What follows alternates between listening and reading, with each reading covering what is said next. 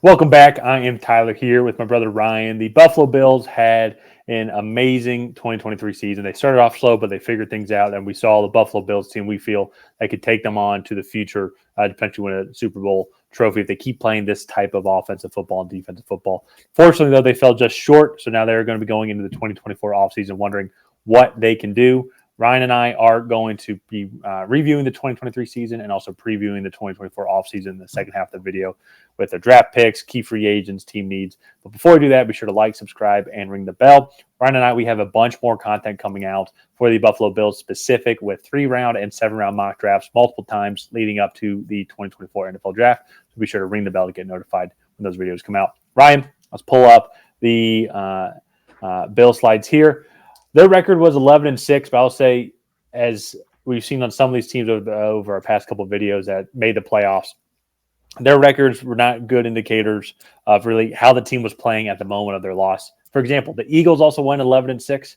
It was not a good 11-6 at all. This Bills 11-6 is phenomenal with the way that they started out. They were not good at one point. Well, and they were not good to start the year off as well. Like just Josh Allen wasn't playing his best overall. The offensively still was struggling. Hadn't figured out that run yet.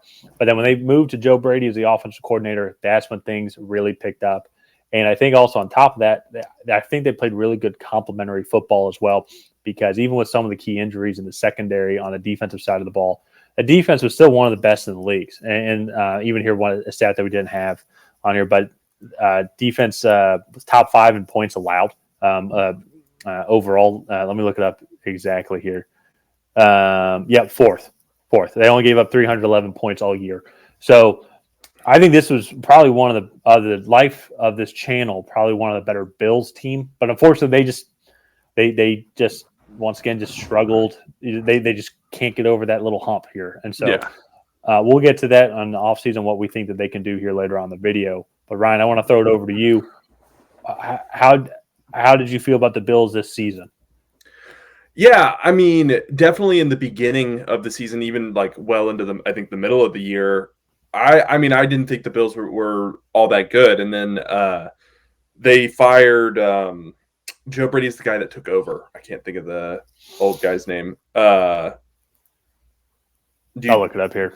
But once when Joe Brady took over, this offense kind of, I mean, I guess he was watching the channel, but he kind of took into philosophy what we were saying, and that this team needs to be a run-first team, right? Like they need to get a downhill running game going, just so, one, it takes the load off of Josh Allen, but two, it also keeps defenses balanced. And I think we saw that down the stretch. James Cook really took off, and he had a great year.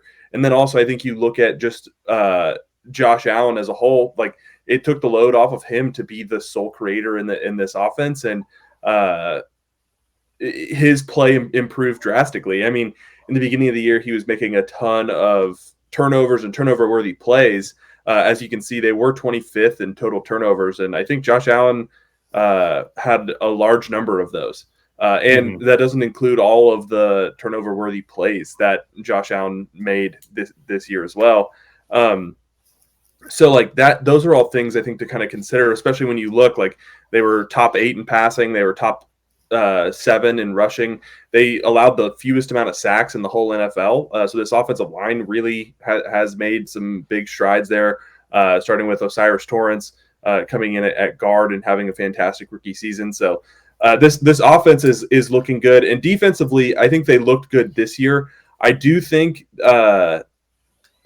look, you can throw all the statistics that you want. I do think eye test wise, I think that they got fortunate in some situations, and this defense maybe wasn't as good as the statistics would allude to be.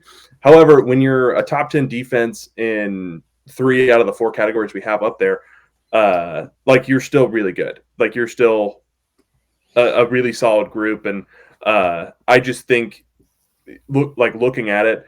Granted, we'll get into the free agents here in a second. Like this defense could be good going forward, depending on who they bring back. So, I tend to. I mean, I think that they did have a above average, at worst above average defense Yeah. overall. I think a lot of it is led by that defensive line, and if you go down and look at some of the statistics here as well, I mean Leonard Floyd had 10.5 sacks, Ed Oliver had 9.5, Terrell Bernard had 6.5. I mean they had a lot of guys with a multiple sack season that constantly kept contributing. And I think one thing that's impressive with that is then they had some key injuries in the back half of that defense. You know, Matt Milano was out for the season. Tre'Davious White was out for the season. Well, Yeah. they started the season, but they got hurt early on. So then for them to overcome that and still have this type of performance and put up these numbers, I think that they had a great defense and really stymied a lot of teams, especially in the second half of the season as well. So I think offensively, I agree with you. Josh Allen early on was more turnover prone, 18 picks on the season. But I think one thing that I saw, and this can help the team move forward, is it wasn't really just a Stephon Diggs show where, he's going to have 1,600 yards. Yeah. They spread out those numbers. Gabe Davis had a solid season. He had over 700 yards, but also too, Dalton Kincaid and Khalil Shakur came on strong. They're good 3 and 4 receiver options. So your top 4 receiving options are really good and developed really well over the season. Then on top of that, too, developing the run game. I think there's just I think that there's one just extra, I guess, piece. Maybe if they just didn't get as injured in the secondary, like they would have been able to stop Patrick Mahomes a little bit easier. So that's something that they're going to have to address in the offseason. But going to the offseason, though, here, they are going to be in some pretty bad cap space overall, negative $43.6 million as of right now. Have some key guys that are hitting free agency, Micah Hyde, Taylor Rapp, as well as Daquan Jones and Tim Settle in the defensive tackle. They also have several key edge position players. Leonard Floyd, Jordan Phillips, and AJ Epinesa. Another guy, too, that's not listed in the secondary is Jordan Poyer, whether he comes back or not. He is, I think, in his mid-30s now and is most likely going to retire based on some of the reports that we've seen. Yeah. So the thing to me when I see this, and we'll get to Gabe Davis here in a second, but to me, these are all key contributors on the defensive side of the ball. And almost all of their free agents, it's almost exclusively defensive players outside of like a couple backup running backs. You have Gabe Davis. I think Kyle Allen's also a free agent. But I think those things can get figured out. Gabe Davis is the one that we'll touch on here in a second. But defensively, they got to prioritize bringing back a lot of these guys. I mean, they have developed that defensive line depth over the past couple of years, which is going to help them out in some of their decision making on who they want to keep and move on from. But even in the secondary, it's like they had to see what free agency that they're going to be able to kind of maneuver around, but they're not going to have money to go splurge on a key free agent to try and replace some of these guys. So it's going to be interesting how they navigate. And do you bring back Leonard Floyd? He's going to be 31, but he did lead your team. He's 31 now. He'll be 32, but he's led your team in sacks. Say AJ Espinoza, he's 26. He'll be 26 next season. So sorry. You're good. Empanada, sorry. But he had 6.5 sacks on the season. So Phillips, Jordan Phillips had 2.5 sacks. Didn't start every game. But actually, no, he started most of the games he played. He started 9 of the 14 games that he played in. So these are all key contributors to this defense. And same thing, too, with Daquan Jones as well. So he ended up getting hurt, but only played in 7 games of the season. So defensively, that's going to be huge because I think that's going to be a key area that they need to keep rebuilding in and staying focused on. So anything else that you want to touch on the defense? What are your overall thoughts on what they they have a lot of turnover. One of the things, too, this defense was very old. I know Greg Rousseau was one of their key players, but Von Miller, Leonard Floyd, Jordan Phillips will be 29. AJ Epinesa is one of the younger guys there. But then Micah Hyde and Jordan Poyer also in their mid-30s. Jordan Phillips, Daquan Jones, they're in their 30s. So great points. And so it's just very old, and we're going to really probably see a turning of the tide here towards a younger group.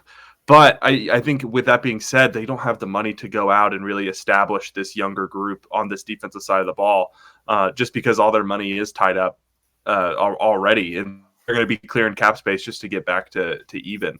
So it'll be a really interesting offseason, I think, for the Bills. Kind of get a little bit more into the draft. They do have a lot of draft picks, so they have 10 total. They have one in each of the first 4 rounds. They have 2 fifths, 3 sixths, and a 7th. And yeah, like they have a lot of holes, I think, to fill just due to the lack of ability to be able to re-sign guys in free agency. So it's going to be interesting to kind of see what they're able to do. But I do like what they have going on. So yeah, I think that's where we mentioned Gabe Davis. This will be the last thing. Very curious on what will happen with Gabe Davis, considering the cap space and him being free agency.